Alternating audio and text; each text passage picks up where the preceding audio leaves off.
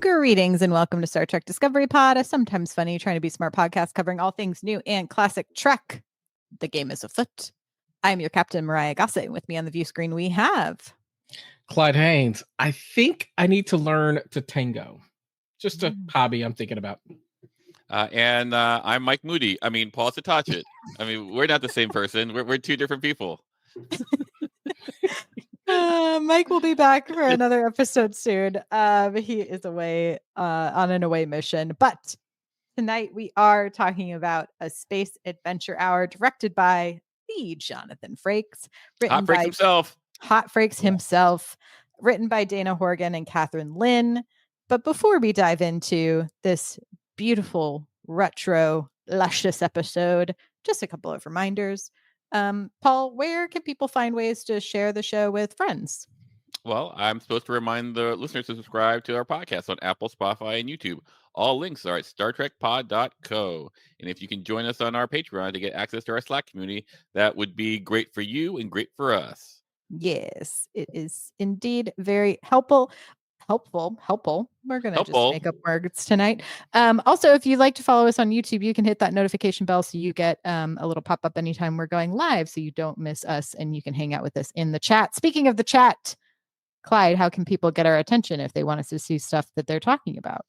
Super simple. First, build a holodeck. Then, once you build a holodeck, you need to lock the 3 or 4 of us inside said holodeck. Then, cut off all comms. All comms. Just so you know, I prefer recreation room. Sure, recreation room. That works. Then I need you to send a message through a movie inside the holodeck to tell us what your comment, your question, your quote, your rumination is, and then we'll take a look at it. Only under those circumstances. No, seriously, type capital P-O-D into the chat, and we will take a look at your musings, your thoughts, your questions, your comments. And in a moment, we're going to give you some Jonathans, and you'll type in capital HF into the chat, and we'll take a look at your Jonathans. Indeed.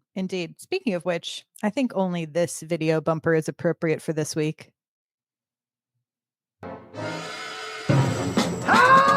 Frakes! Yes. Gotta have a sexy Frakes in this episode. All right. What did y'all... I feel like this is another one backstage. Y'all were like, Myrriah's gonna like this episode. Well, I mean, I'll be honest with you. I love you, Myrriah. I was not thinking about you in this episode. Not this time. But I think the fact that I knew that Jonathan Frakes directed this probably set the bar a little too high in the intro. Because I was like, what's happening? Because the cold open. I was pretty confused. I was like, what is I was like, I'm expecting Jonathan Frakes. Like, this is where are we going? Where are my pew-pews? Yeah, where are my pew-pews? Where's the, like, this, he's supposed to be the best. And what's happening?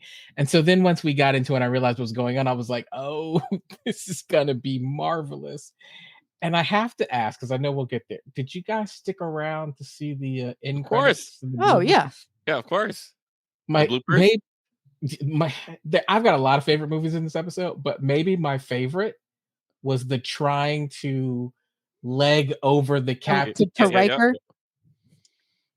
The meta-ness of Jonathan Frakes directing a shot at himself was chef's kiss. That I was like, this is why he's one of my favorites of all time. Like, it's interesting that was also included in those old scientists. We had Boimler doing the Riker. Yeah, like the Riker.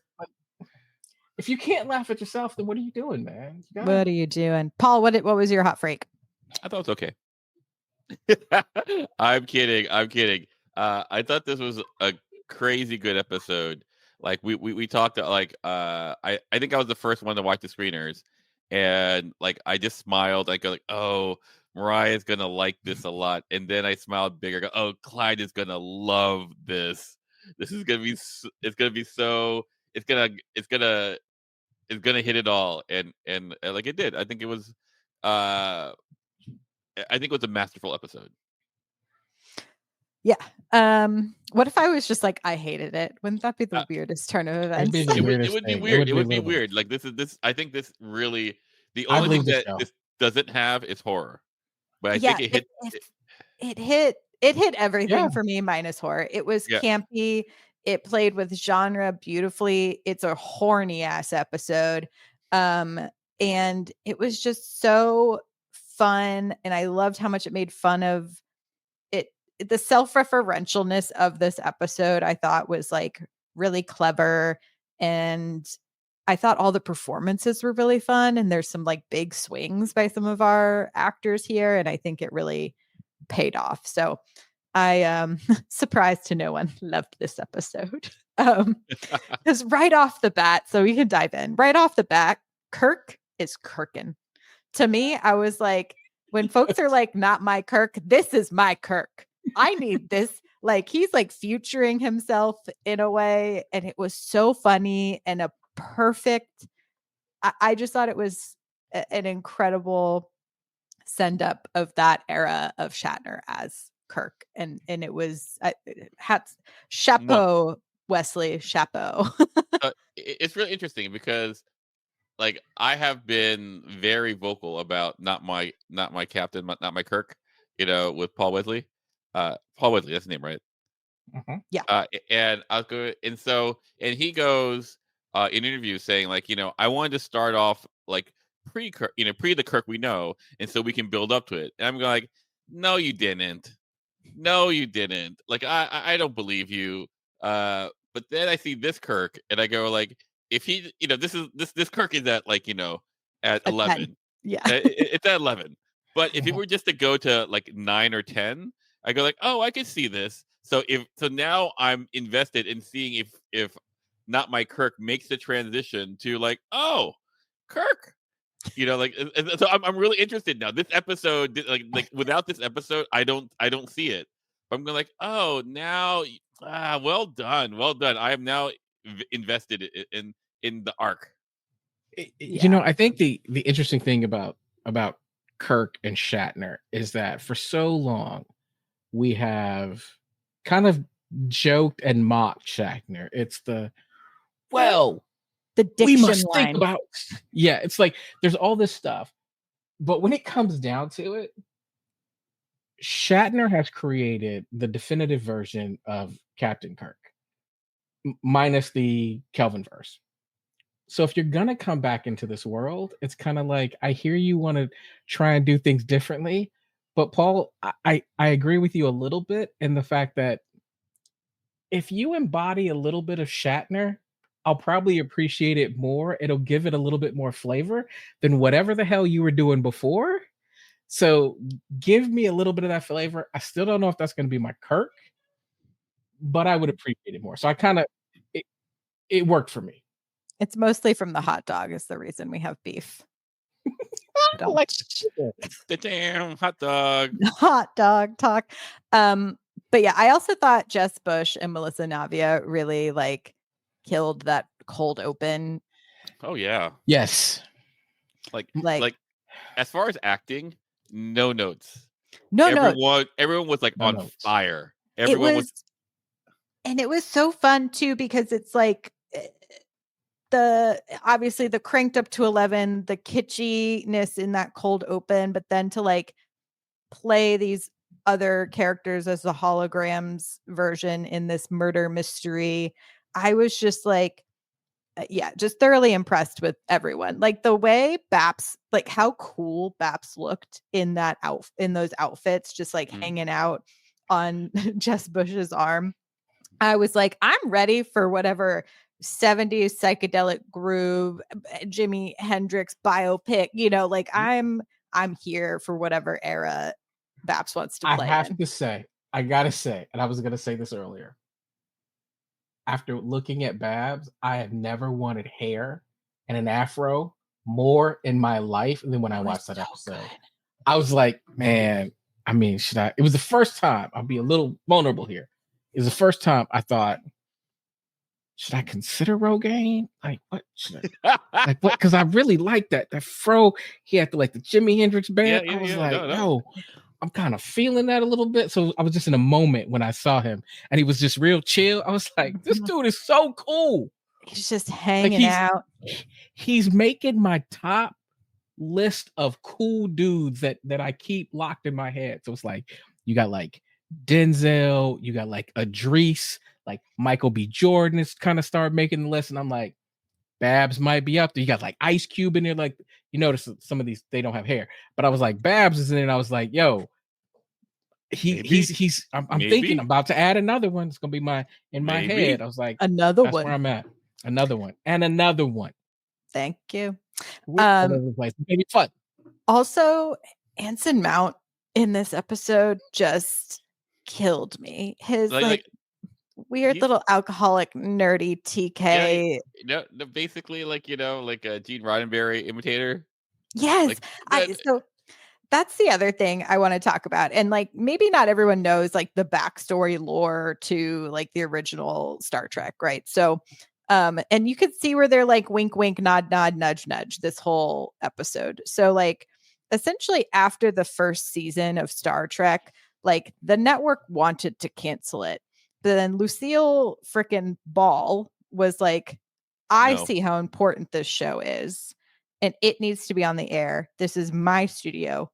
No. And kept it on the air for the second season. And so like the way that like Una is obviously playing this version of like a Lucille Ball inspired, character. And like, obviously there wasn't any murders involved in the whole thing, but I was like, what a smart way to be like, we're going to play with the trope of the murder mystery, but we're going to weave in our own lore into this. And I was like, this is so funny and smart. And once again, it like the wedding episode, the costumes and everything is so like I'm looking rich. They are spending some money on these first four. Like it is all like even the VFX, like even that neutron star exploding. I'm going like, girl, like spent some money because it's like there's the standard sets, but it's like then the whole murder mystery is in whatever beautiful place they've rented. That's what I meant to look it up. I'm sure it's some like iconic building in Toronto or something, but it was beautiful. And then like the interior, the kitschy interior of the Space Adventure Time set was so funny. And like when he accidentally kicks part of the chair off when he's trying to Riker, you can clearly see it's just like a regular chair that they've had in like little set design pieces to the side of. And I was like, but that's how it would have gone. The weird paper mache alien. It was so good. Yeah, everything but horror. Everything but horror. Myrriah Bates. The other thing that really stood out to me about this is because this is a prequel and we've had prequel series, and because we've had so much Trek, I love it when they do a little bit of fan service and they fall in line and go, hey, there are things that we do in like every Star Trek series that we're going to do here. So we got a help, I'm locked in the holodeck episode, which we were like, okay, about time. It's right on schedule for this. And then you've got for the first holodeck, what is going to be the series that you do? And of course, it's a Lon's own version of Dix the Detective. And I'm like, here we go. Dixon Hill. So if Dixon Hill, and I'm like, every series has had something, whether it's Janeway and her Pride and Prejudice. It's like, and here we are. So it's kind of one of those things where I'm like, yeah, if you're watching this for the first time and you haven't seen it, this is kind of cool. But if you've seen every single episode of every series, you're like, it's rich. Hey, and you're and it's easy to poke fun at it because you're going, all right, how are you going to do this one? How are you going to show up here? And they showed up really well. So I have to give them a clap because like, that's like it's easy to fumble that, right? Because we've seen it so many times. What are you going to bring new to it? And they crushed it. No, like something as simple as like La'an's hat and scarf. Oh my god! Like it was like that she put on. By the way, the holodeck did not dress her. Like she walks in that outfit. I'm going like everything has such like this is the type of detail that you'd get like in Game of Thrones, where like the clothes are like made so specifically, like you could see the hem is like lions for Lannisters, and like it's like it just seems so rich and so lived in a way that I'm like, damn, they're really swinging for it. Like everyone's showing up. Everyone is showing, like it's not just the actors who are definitely like hitting like all the things, but like people they're investing in this. No one's asleep. Yeah. Well, go ahead, Myrriah. Oh, yeah. I was just going to say, I think it would be easy for people to perhaps critique this episode as like, oh, it's another, like the musical episode or those old science, it's these like kind of one-off things. But I do think this episode did some smart character driving for Scotty, Lon, and Spock. And I think I was going to say the same thing. We're like and I appreciated that we did have this very grounded B plot with Scotty essentially having to learn that he has to be able to ask for help to be successful in Starfleet. Did I wish we had a little more Pelia in this episode to kind of help out with that? Perhaps also just because I like seeing her on my screen. Sure. But it did help me appreciate this episode in that it like, to your point, when the episode first started, I went, oh no, what alternate universe did we accidentally warp into? And now the whole ship looks like this and it's like everyone's stuck. I thought it was a very interesting, like smart way for them to one, introduce the idea of the holodeck without breaking canon, and two, to propel forward Scotty, Spock, and Lon's sort of individual arcs. Yeah, I want to talk about Scotty for a second, because this was probably one of my favorite elements in the show. Not my favorite.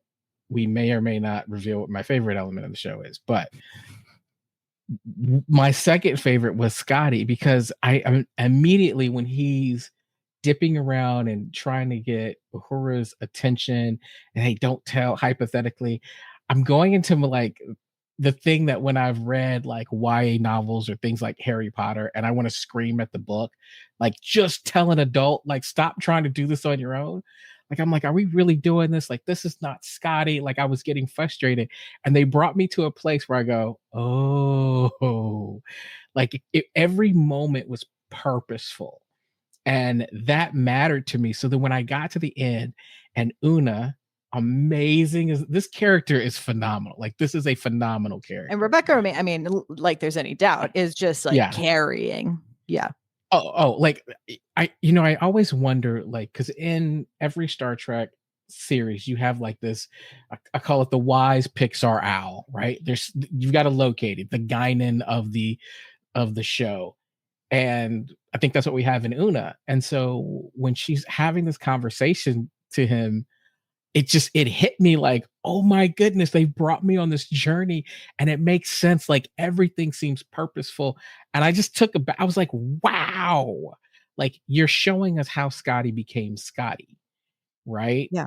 And it was amazing to me. So that was an element that I was just floored by when I saw it. Because I think the summary for this episode for me is they gave me so much that I didn't see coming.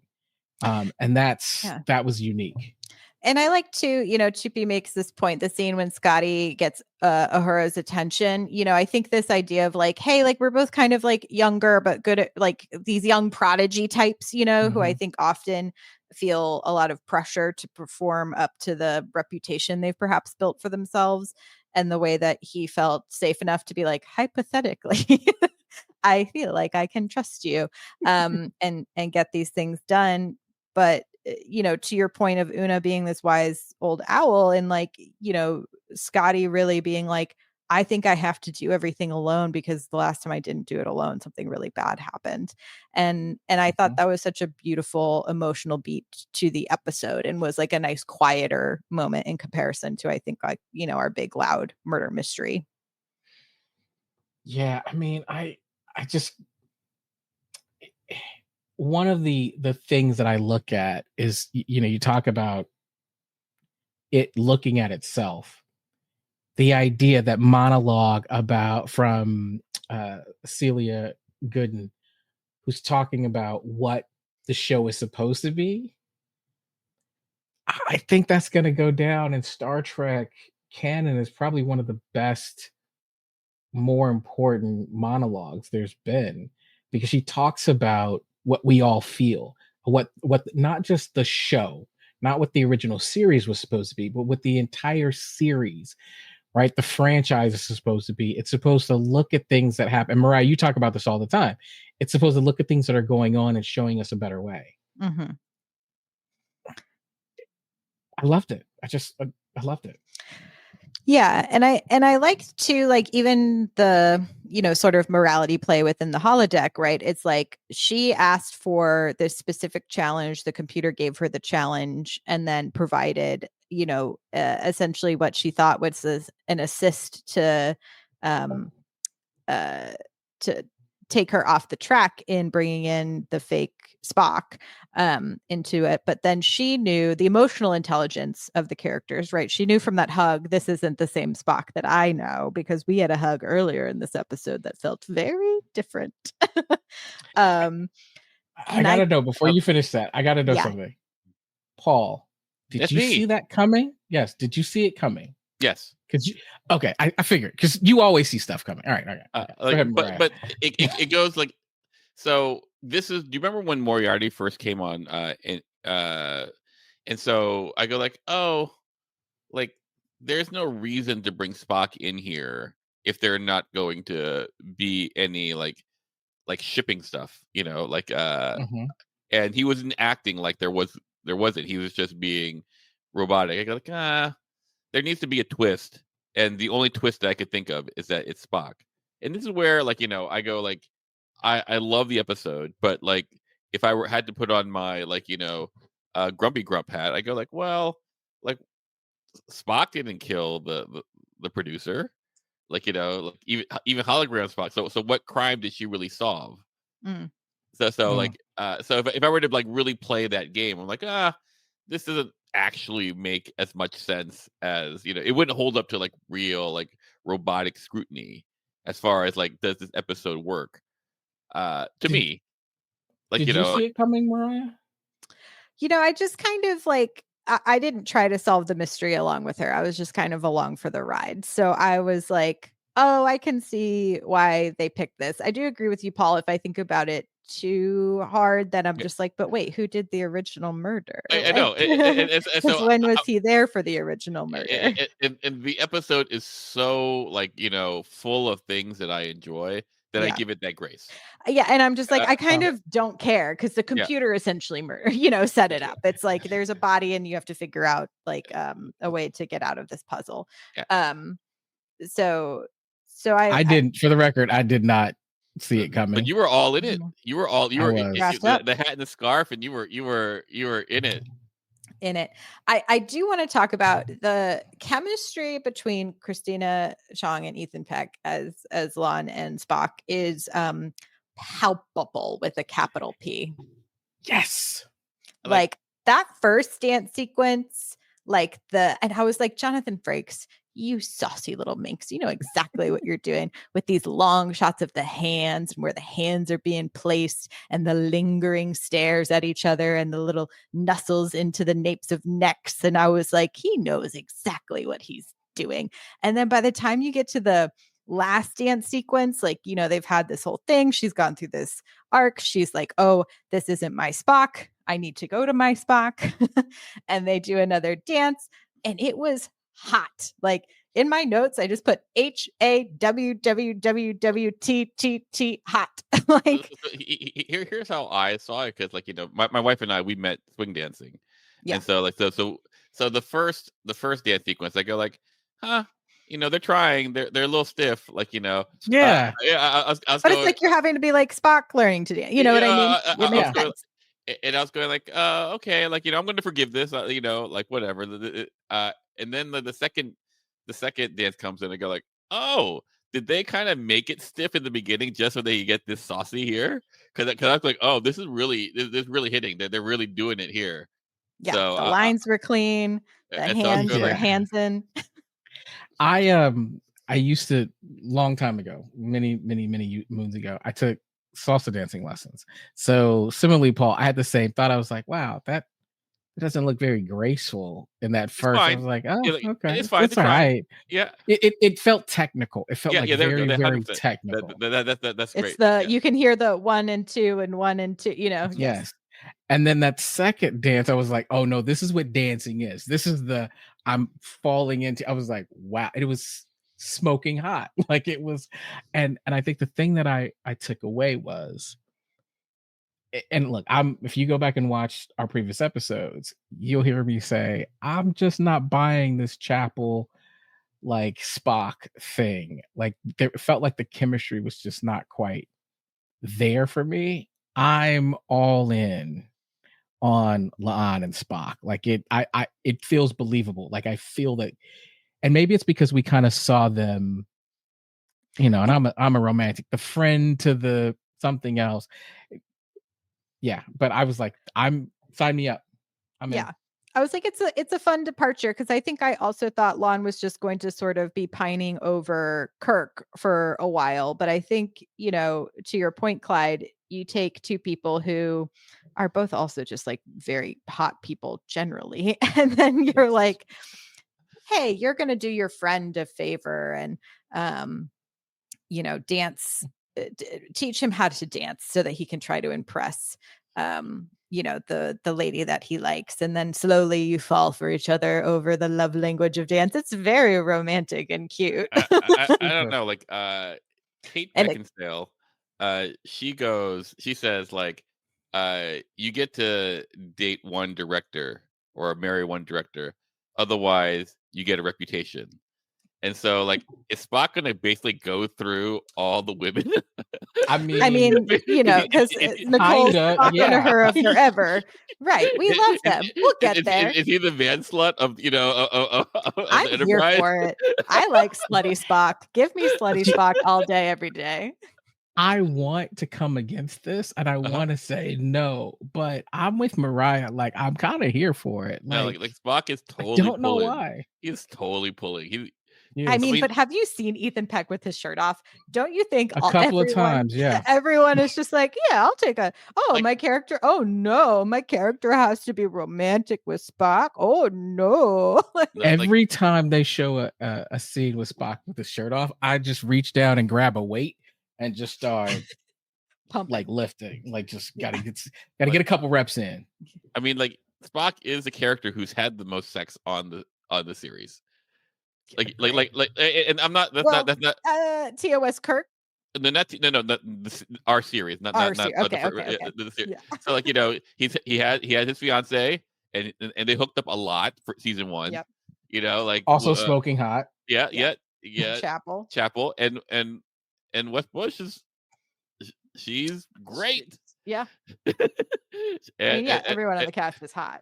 So like you wouldn't you wouldn't think, knowing our Spock, like TOS Spock, that the reinvention of Spock would be the man slut. Riker. Like he would literally be okay on Love Island. He'd do fine.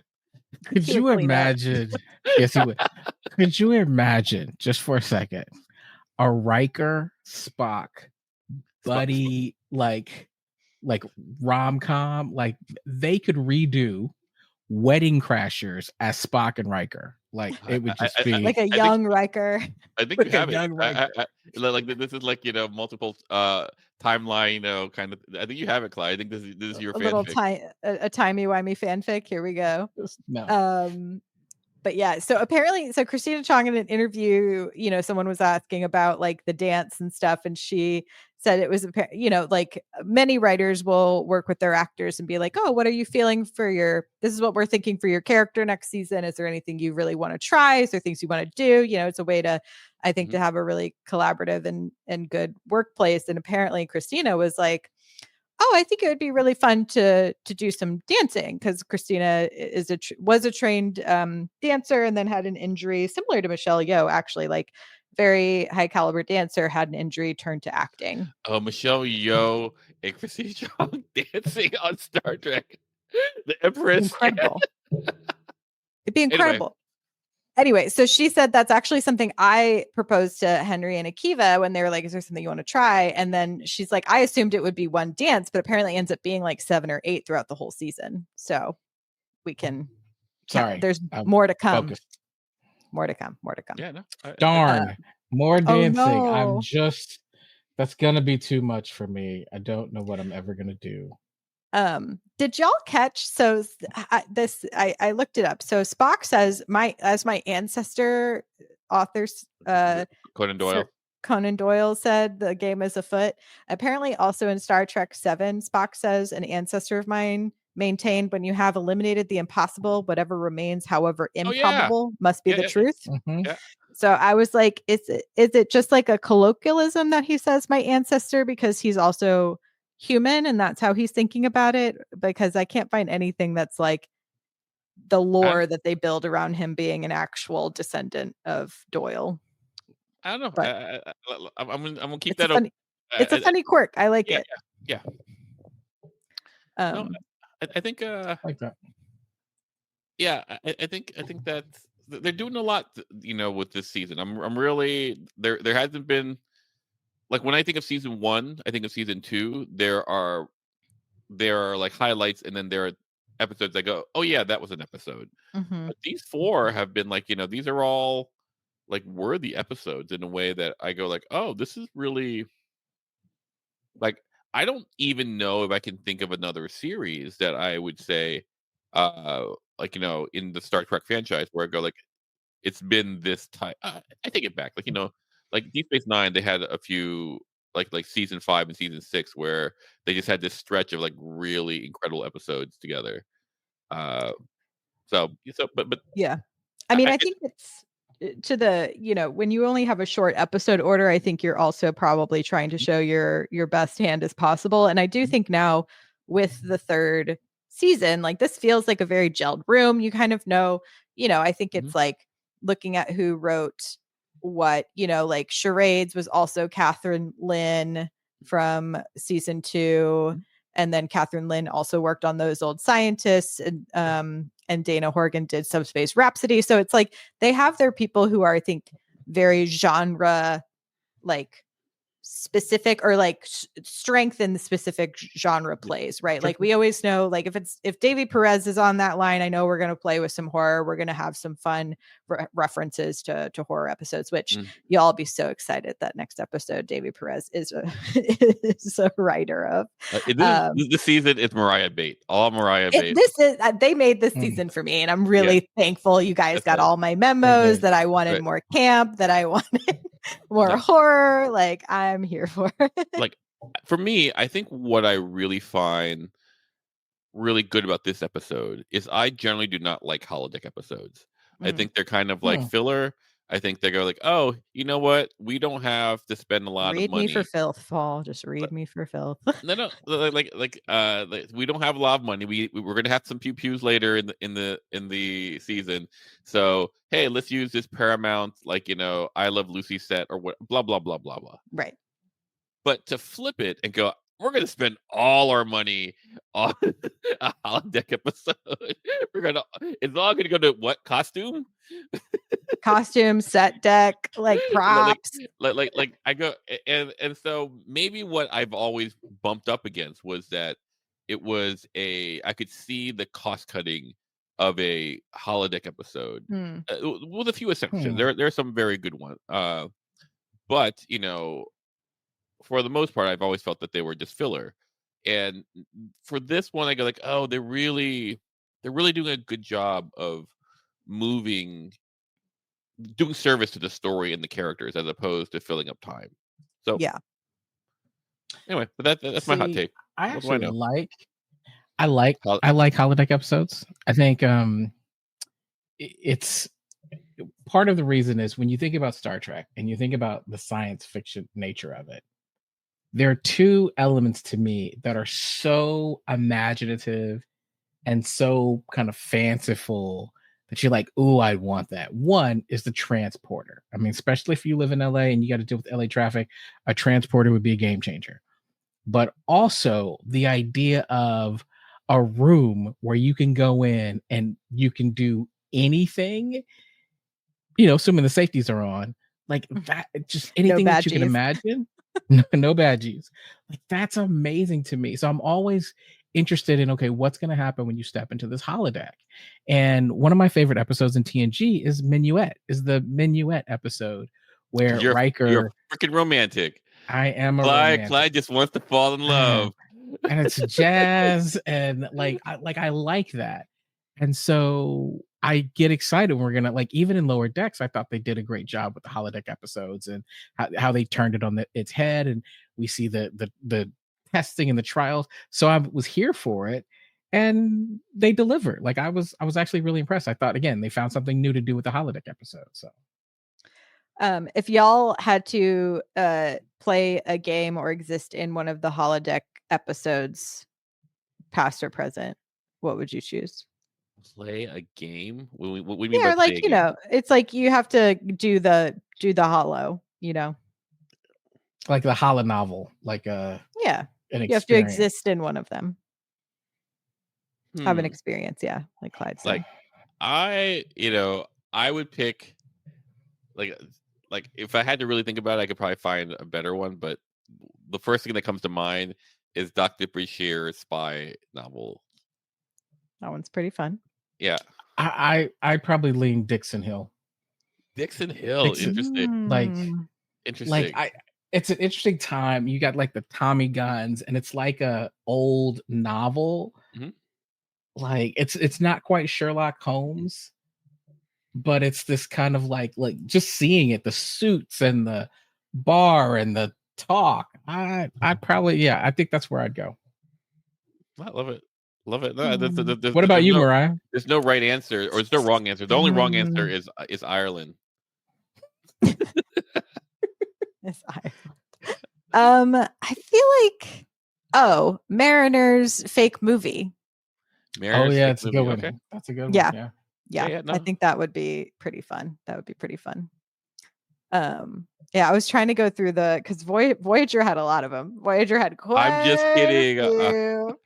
With Ireland, I'm just kidding with Ireland. I was making fun. No, Ireland is great, y'all. Yeah.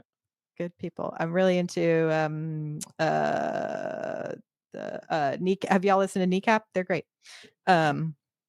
Big fan. Their movie also incredibly good. If y'all are looking for a musical that is like not what you would think of as a musical, it's a really good movie.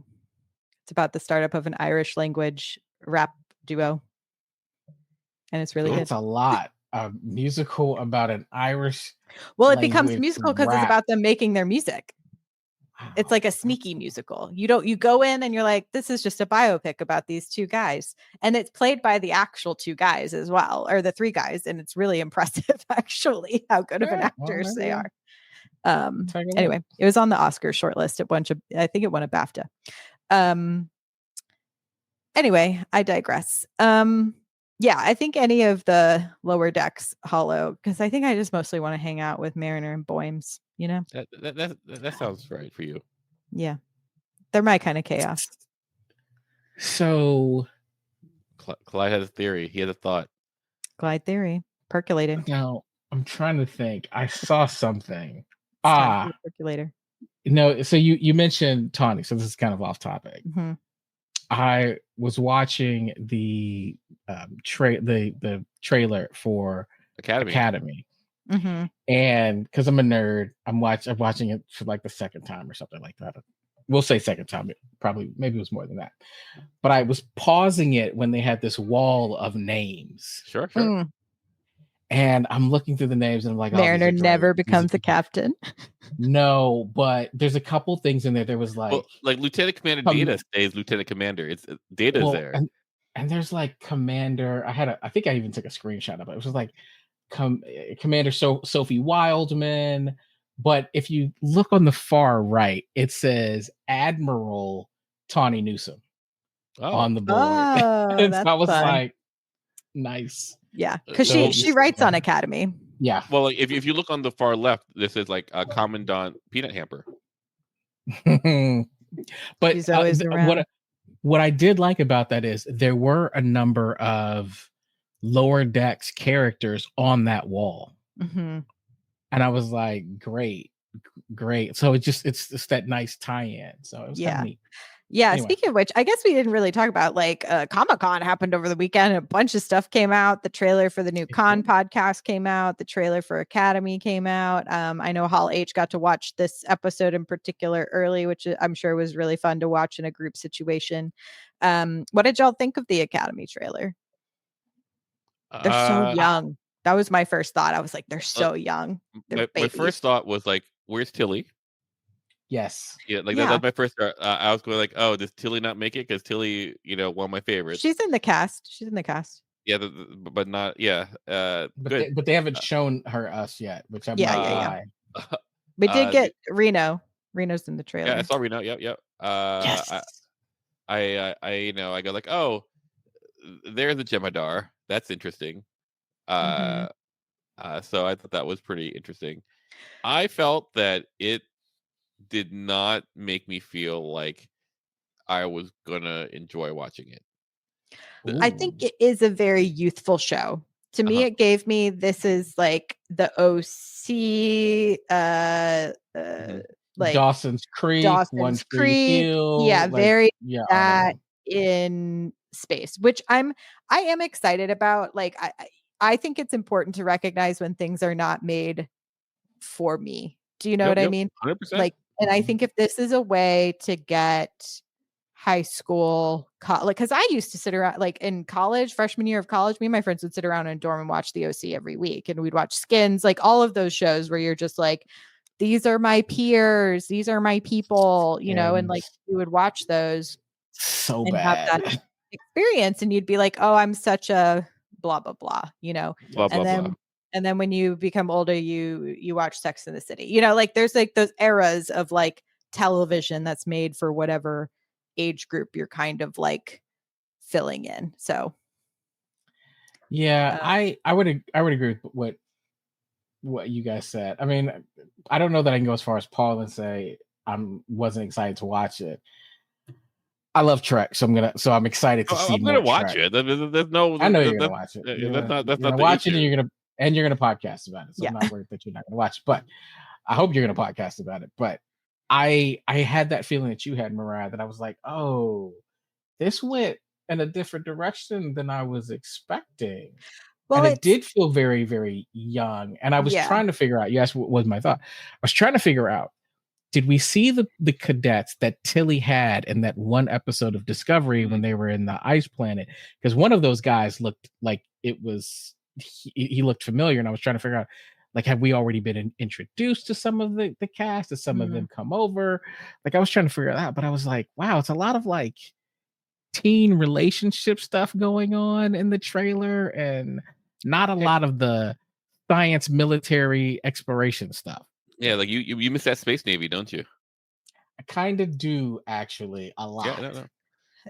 But I think it'll be interesting because we haven't really ever seen our characters in a Trek at this stage of their like careers, right? Like we had, and the other thing I think about is like, technically Prodigy was a kid's show and I loved watching Prodigy. Yeah, no, fair. So I think it's like I'm leaving room for me to see where it falls, but the thing that I'm most excited Myrriah. about though, sorry, I'll forget. Zero was also on the wall. Oh, really? That. Oh, that's great. Zero. I'm glad they're not forgetting our little prodigies. But oh no, I've lost the thought. Sorry. Where was I going? No, it's okay. Teens, youth, it being it's the earliest we've seen of these folks. So I want to give it the room to breathe and to figure itself out. And I think too, like I was saying earlier, any entry point into folks getting into the franchise, I think is fun. And I'm optimistic because the showrunner I've heard nothing but really lovely things about, and she came from running Nancy Drew over at the CW. So like that's the type of shows, if she's coming from there as a showrunner, those like what are the ones that's like the Archie remake? Riverdale, like those types of shows, they do well, and those shows don't really get to exist anymore right now outside of like some stuff on Netflix. So if there's a way to like meld that in the same way I think some of us were nervous when Lower Decks was announced. I'm like, yeah, no, I was like, they haven't disappointed me yet. Like, so here's my issue with the CW shows. I feel like they have great first seasons. Like, I'll never forget what it was like the first time I watched reluctantly watched Arrow and was like, whoa, this is, and then they get into very teen franchisey, we're gonna keep this going forever, and they lose me. It'll be interesting to see what this does, but my question becomes, if it doesn't draw in a new, younger Star Trek demographic, will that make it a fail? Right. Well, I mean, they've already renewed it for 2 or 3 seasons already. Like, it hasn't even come out. So yeah, that's very they must be feeling strong about it. Do you think that Prodigy was a failure? Do you think it brought in a bunch of new kids to watch Star Trek? I don't, but I feel like part of the issue with Prodigy is it was supposed to be for kids, but it served us quite a bit. Yeah, no, like, yeah, I think, but for me, like I'm an adult, a grown adult who would be happy to watch Glee if like the next version of Glee, or and don't misunderstand me, because I know, I remember what it was to be young and dumb, and I go like, oh, this is what it is to go and not know. Right now, I'm a lot of my life is looking back and going like, oh, here's how I screwed up. I could have optimized my life a little more, blah blah blah. But going forward, like, you don't have that sense. So, like, it'd be interesting to see kids in the space, blah blah blah, doing that. My only concern is, like, I am actually not very married to the 28th century. That's my biggest concern. Like, like, here's this new Earth that we haven't seen before ever. Like, here's this. I have a lot of experience in TOS timeline, and I have in what you call it, in next gen timeline. But, like, all I have is Discovery in the future, and for all of it, like, it was very specific. I think it's a smart full reset, though, because they don't have to really, they have like history to reference in the world building, but they don't have like concrete like canon that they really have to think that hard about. You know what I mean? And so for me, like, to your point, I go like, now it's going to be really execution based. Yeah. Whereas, like, for all of it, like, Strange New Worlds has this ability to both be executionally excellent and can leverage such lore that and makes nostalgia. Yeah, 100%. Now, I have no nostalgia to the 28th century. Like, like, the best I got, like, oh well, I wonder if I'm going to see Saru. That's what oh, Burnham, yeah, but book.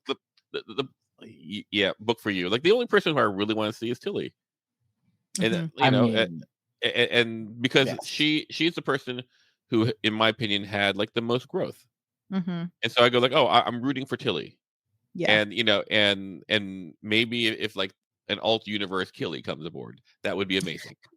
Like, that would be so. But that being said, like, I'm open to seeing what they do. I just don't know if that trailer has inspired me to go like, oh, this is what it's going to be. To your point, I think when we saw the Strange New Worlds trailer, like, it evoked a different emotion. 100%. It was kind of like, I win, like, give it to me now. I can't wait. I'm excited because, again, it's new Trek, and I think I've always wanted, like, the idea of the Academy is something that has just been fascinating to me for so long, and now we get to take a peek at that. So there's a part of me that's like, I can't wait to see it. I'm scared that I'll be disappointed. That's my only fear. And I'll give them to this was obviously like a teaser trailer. I don't think this is our full series trailer.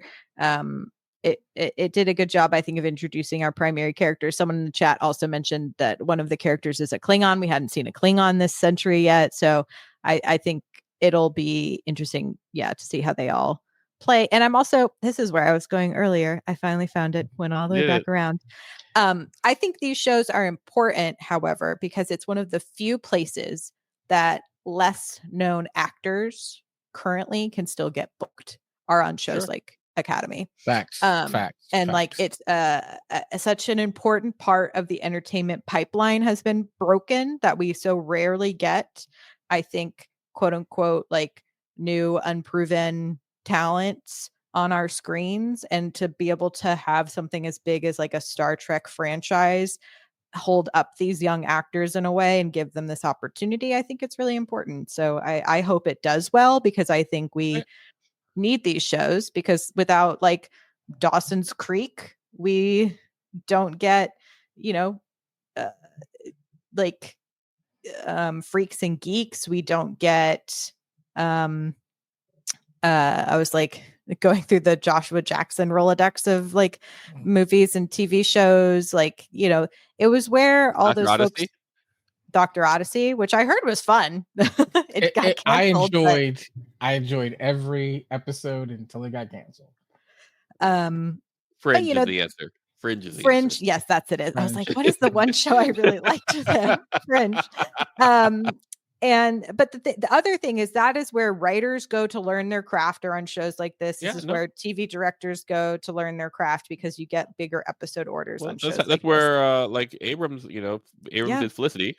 So yeah, no, I 100 agree. 100% Buffy, agree. like it's like these are the shows that we need that have these sort of fan bases that are going to be reliable and rabid for this type of content, and then it also, I think, builds the pipeline. Yeah, I mean, as long as ultimately, I agree. It's where it needs to be. It's just a matter of like, I hope they can execute, because watching it now, I hardly understand the concept of it. Basically, oh, here's the Starfleet Academy, like, and I don't have. Yeah, it gave us no real plot point. We just got like a character introduction trailer. The only thing that I got was like, oh, is Paul Giamatti going to be playing a bad guy? That's all. Yeah, which was fun. His crazy little whistle, evil laugh. Love it. And with that, I go like, oh, good. At least there's some tension here, because I don't know if you can just have schooling in the 28th century. Yeah, if that would be enough. Yeah, my official Myrriah predictus is the universe is going to need saving, and these cadets are the only ones who can do the saving. We'll see. Like that would be very Prodigy. Yes. Like I hope it isn't quite that. I hope it's like somewhere in between. Yeah. But like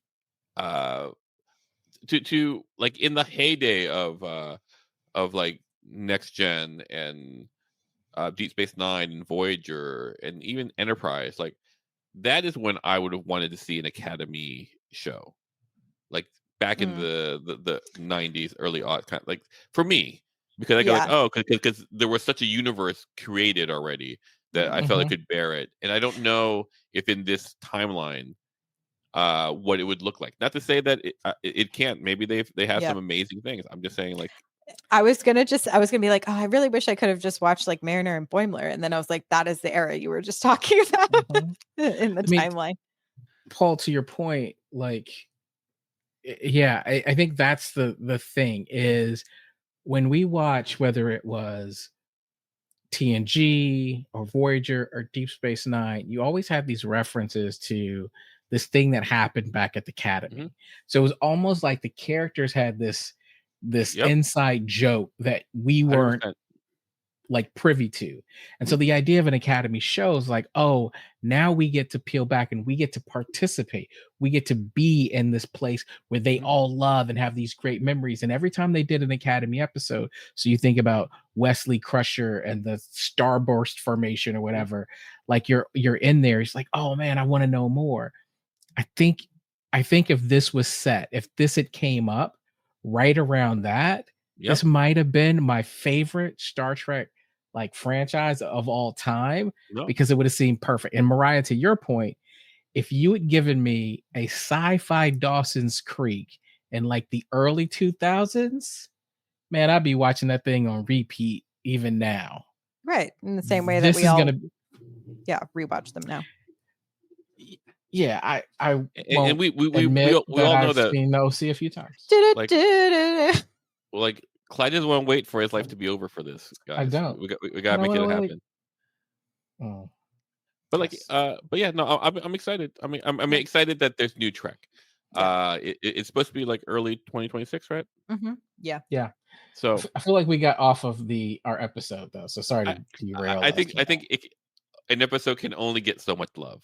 Otherwise, it seems like Yeah, we're I being was just paid like, for it. the last of my notes to bring it back to our episode of Strange New Worlds is just I thought it was a smart way for them to use essentially the same commentary we had, especially about like gender politics and entertainment that was happening in the 60s and 70s and how it is still happening today, unfortunately. And so, while things may have progressed in some areas, I think especially now we've seen quite a big regression. And so I thought this was a smart way for them to play with that in the episode.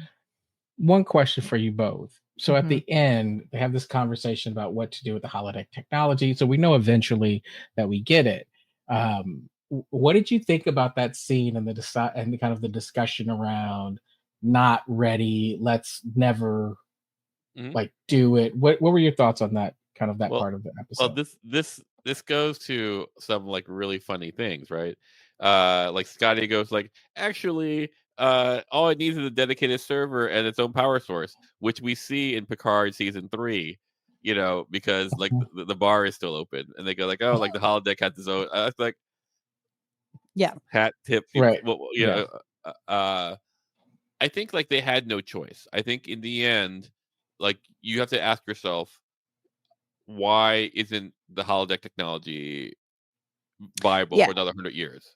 Yeah, And they so, essentially were just like, here's how we're shutting this book so you don't yell at us about canon. and so like from the moment it was a recreation room episode, I just like that more than holodeck recreation room, and I didn't get that until I saw the subtitles. And I go like, oh, I know how this ends. I know from beginning to end what this is going to be. Yeah, and I thought it was smart for them to set up like, oh, this is made because eventually our ships are going to be able to go longer than 5 years. And I was like, oh, what a nod to Voyager's long journey home, and how you have to have that many holodeck episodes in order to endure it. So I thought it was a smart way to like close the book and be like, oh, here's our reasons why, but we wanted to still play in this sandbox, and this is how we got around it. Yeah, I mean, you're gonna get one. You get one. You get one holiday. Yeah, and it's fine. And then did y'all during the like kind of faux bloopers at the end, which I thought were so funny? Did y'all hear? You could hear Riker yelling right, left, right, left. Yeah. Like it's all like no notes. Even my note about like the computer doesn't really make sense. It's still not really a note because what you want is the feel, and it gave all the feels. Like I think the most impressive thing is basically I went from like a hard no for Paul Wesley to like I'll give you a chance. Don't fuck it up. I'm still upset with you about your hot dog choices. So like don't push it. Don't get too comfortable yet. Don't get too that's comfortable. Right. Like this is not your home, but like you can sit on the couch. I'm probably happy that Lon is with Spock and not Kirk, so that works for me. See, like for all of it, like as a person, I go like, this is a bad match. Like I this does not have long term working out. Like they're both very like broken people, and I don't know if you put two broken. Yeah, they'll learn from each other until they don't. I mean, like Lon, like you definitely need someone who can give her space and stuff like that. But like, and Spock can do that. Spock can be cold and distant, and although he's remarkably clingy with Chapel, but in the end, like they're just gonna be like it. It's like watching a car crash. Like it's gonna be a fun part, and then there's gonna be like, oh, now we're getting into from metal to metal to metal into flesh. And you're like, ooh, I don't want to see that. The problem, I would say, the concern about Lon is she's in that category of, she seems like that would be an amazing situation to be in. However, there's a little bit of fear that if you look up and decide that, I don't think this is working out, she could seriously hurt you. Like, I feel like they're pretty evenly matched combat wise. He's fought a Gorn, so I just don't know. Yeah, it'll be fun to see that eventually happen. Treat her well. We're having an argument while we're doing combat training together, and it goes a little too far. A little too much. I was all for like Dax and Worf. So it is just that like they seem so obviously not going to work out to me. You know what it is? It seems so much like a rebound. For both of them, really, because she's getting over Kirk, he's getting over Chapel. They can help each other get over it by getting over each other. And if they know that, I'm all for it. Yeah, but I don't think they have the emotional maturity to know that. See, I'm trying to believe that it's a genuine friend to lovers connection. That it's set up in this way of like, hey, I'm helping you learn how to dance so that you can woo her and look at all the stuff that's happening. And then, turns out maybe we're a better connection than that person that you were pursuing. Who would have thought? Like, I want it to be that. The problem is we know that in a few years, if that long, Spock is on the Enterprise. She is not, and she's never mentioned again. So, she's probably gonna die because she's a descendant of Khan. Yes, like it's gonna be interesting. Like I'm very. I hope Nicole left. I think because it's late, but like maybe he'll work through Uhura, and maybe that'll gonna be awkward too. But at least it'll be Uhura gets to but at least it'd be Kelvinverse. It would be. Right. I mean, I love when in TOS when Spock plays like the little harp thing and Uhura sings. It's cute. Yeah. Anything else to say about this episode, y'all? Yeah. Like let's see how much we can. Like right now, like one of the pieces of content I'm watching is like these two kids betting $1,000 and doubling it each time to try to make $1 million in 10 days playing blackjack. And like recently, how are kids gambling? Well, they're 18 or whatever. Okay, like, you say kids, I think kids. Like, anyway, so like they started with $1,000, they got up to $16,000, and like yesterday they lost it, so they're back at zero. And so like yes, but like to go from 1,000 to 2,000 to 4,000 to like I feel like this season is doing that right now. It's like, oh, you hit. And so I'm you're worried about when it might the bus drop is to gonna zero. Happen. That's right. Anyway, but that's just it's just to say like I'm enjoying the ride. Yeah, I can't wait for the next episode. I'm excited. Same. All right, y'all. Thank you so much for tuning in. You can subscribe, rate, and review on Apple and on Spotify. Give us those 5 stars. Tell us a little review about why you like watching the show. What are you thinking about these last few episodes? Which of them has been your favorite? And what outfit would you want to wear from this episode? Let us know in a review. And next week we're gonna pre-tape, right? Yes. So next week we won't be live, but there will still be an episode in your feeds, so you can still get us chatting on Thursday. But we will be pre-taping due to scheduling. Thank you, Karen, for helping us run the Blue Sky and for hanging out with us in the Slack. We appreciate you all so much. Until next time, y'all, live long and prosper. Bye-bye. Bye-bye. Natashta.